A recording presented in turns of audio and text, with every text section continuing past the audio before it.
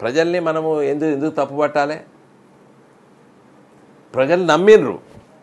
మా ఆడబిడ్డలు, తెలంగాణ ఆడబిడ్డలు 1,00,000 రూపాయలు కళ్యాణ లక్ష్మి షాదీ ముబారక్ 1,00,000 రూపాయలు కేసీఆర్ ఇస్తాడు, 10 ఏళ్ళు ఇచ్చిండు. ఓహో, దానికి తులం బంగారం రేవంత్ రెడ్డి ఇస్తాడు కాబట్టి మేము ఓట్లేస్తామన్నారు. కనీస మద్దతు ధరకు క్వింటాల్కు 500 రూపాయలు రేవంత్ రెడ్డి ఇస్తా అన్నాడు కాబట్టి ఓట్లేస్తాం. 2 లక్షల రూపాయలు రుణమాఫీ అన్నాడు కేసీఆర్. 1,00,000 రుణమాఫీ అంటే ఈయన 2 లక్షల రుణమాఫీ అన్నాడు. కాబట్టి ఇవన్నీ మాకు ఇన్ని వచ్చినప్పుడు ఇంకా కేసీఆర్కి 10 ఏళ్ళు ఇచ్చినాం కదా, ఇప్పుడు ఇస్తామని చెప్పి ఓటర్ మహాశయులు ఓట్లు వేసిండ్రు, మార్పు కోరిండ్రు. అది జరిగింది. అది నేను ఆపితే ఆగేది కాదు, కేసీఆర్ ఆపితే ఆగేది కాదు. వేసేసారు ఓట్లు. ప్రజలు వాళ్ళకి ఏది లాభం పొందుతారని చూసారు.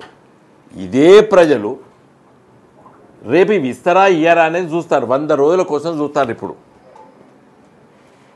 100 రోజులు చూస్తారు. మార్చి 17కు 100 రోజులు అయిపోతుంది. ఈ 100 రోజుల తర్వాత అప్పుడు రైతులు, సామాన్య ప్రజలు అడుగుతారు.